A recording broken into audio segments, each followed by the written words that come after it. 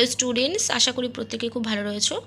আজকে আমাদের আলোচনার বিষয় হলো ষষ্ঠ শ্রেণীর ইংলিশ প্রেগন্যান্স বইয়ের পেজ নম্বর 12, অর্থাৎ লেসন 1 থেকে আজকে আমরা শুরু করব। এর আগে আমাদের রিভিশন লেসনটা কমপ্লিট হয়ে গিয়েছিল আগের ভিডিওগুলোতে। তোমরা যদি না দেখে থাকো, আমার ভিডিও ডিসক্রিপশন বক্সে লিঙ্ক দেওয়া থাকবে, অবশ্যই সেখান থেকে দেখে নিও। তো চলো আজকে আমরা শুরু করব lesson 1।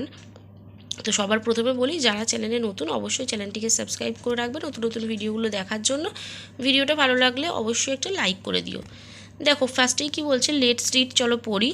Once upon a time there lived a shepherd in a village. Once upon a time, একদা এক সময়, there lived a shepherd in a village, সেখানে এক গ্রামে একটা মেষপালক বাস করত। Every afternoon he took his herd of sheep to the meadow at the outskirts of the village. তাহলে কি বলছে, এভরি আফটারনুন, প্রতিদিন বিকালে, he took his herd to sheep to the meadow মানে হচ্ছে কি তৃণভূমি, at the outskirt of the village. প্রতিদিন বিকালে সে কী করতো, গ্রামের বাইরে তার এক পাল ভেড়া নিয়ে সেই মাঠে আর কি তৃণভূমিতে ঘাস খাওয়াতে যেত। তার এক পাল ভেড়া ছিল, সেগুলোকে নিয়ে গিয়ে গ্রামের বাইরের মাঠে ঘাস খাওয়াতে যেত। His horse and pet dog accompanied him, বলছে যে তার ঘোড়া এবং পোষা কুকুর ছিল তার সঙ্গী। অ্যাকম্পানি মানে হচ্ছে সঙ্গী। The dog used to watch the ship, তার যে কুকুরটা ছিল সে কুকুর কী করতো না, ভেড়াগুলোকে লক্ষ্য করতো। Meanwhile the shepherd rode his horse to the nearby forest to collect wood, বলছে যে যখন অবসর নিত, যখন ঘোড়াগুলো মেষগুলো তোমার ঘাস খেত, তখন কি করতো না, মেষপালক ঘোড়ায় চড়ে নিকটবর্তী বনে কাঠ সংগ্রহ করতে যেত। সে ওই মেষপালক ঘোড়াগুলো করে কি করতো না, পাশের গ্রামে কাঠ সংগ্রহ করতে যেত। One day it took so long for him in the forest that his dog led the herd home alone.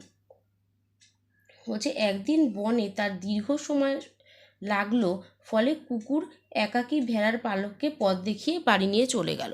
মানে একদিন সে গেছিলো কাঠ কোড়াতে, তখন তার অনেকটা টাইম লাগছিল, তখন কি করেছে না, সেই কুকুরটা কি করেছে, তার যে মেষপালক ঘোড়াগুলো ছিল সবাইকে কি করেছে, পথ দেখিয়ে বাড়ি নিয়ে চলে গেছে। ইট ওয়াজ টু লেট, এটা ছিল অনেকটা দেরি। When the shepherd returned he saw nothing but a wolf, বলছে যখন সেই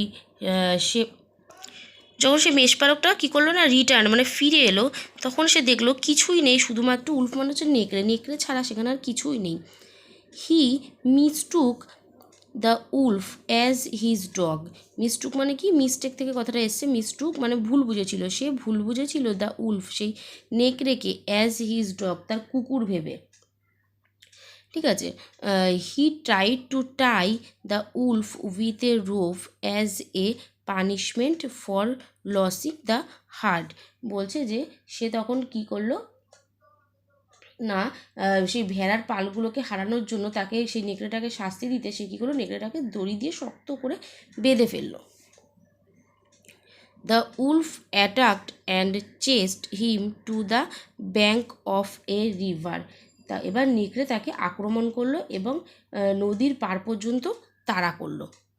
হি saw no hope except the horse who followed his master, সে দেখলো ঘোড়া ছাড়া কোনো আশা নেই, সে তার প্রভুকে অনুসরণ করছে। He instantly pushed himself onto the horse and untied the bundle of wood, শেষ তৎক্ষণাৎ নিজেকে ঘোড়ার পিঠে ঠেলে তুললো, আর কাঠের যে বাঁধনটা ছিল, কাঠের যে আটিটা ছিল, সেটাকে কী করলো, সেই বাঁধনটা খুলে দিল। The wolf also jumped wildly, বলছে সেই নেকড়েটাও উন্মত্তভাবে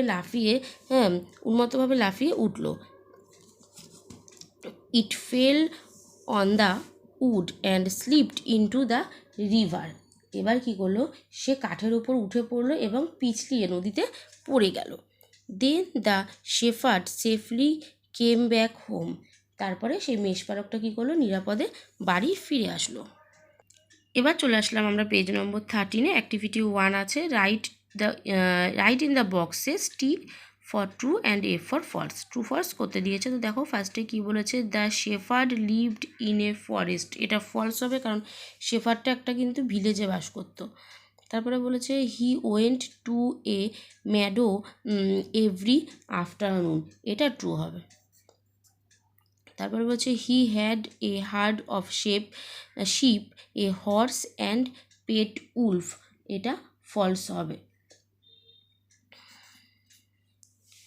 নেক্সট আছে he went to the forest to collect wood, এটা ট্রু। নেক্সট আছে he used to come home before evening everyday, তো এটা কি হবে, এটা ট্রু হবে। নেক্সট আছে his dog followed him to the bank of the river, false. Activity 2 চলে আসছি, fill in the blanks with words from the passage. আচ্ছা, লিস্ট দিয়ে দিয়েছে wolf, rope, wood, river, shepherd, village, dog, এগুলো দিয়ে আমাদেরকে এই শূন্যস্থানগুলো কমপ্লিট করতে বলেছে। ফার্স্টেরটা দিয়েছে the dash used to watch the herd, তাহলে এটা আমরা কি লিখবো, এটা লিখবো হচ্ছে দ্য ডগ। নেক্সট আছে the shepherd was attacked by a dash, the shepherd was attacked by a wolf, WOLF। Next আছে the wolf fell upon the dash and slipped into dash, the wolf fell upon the would,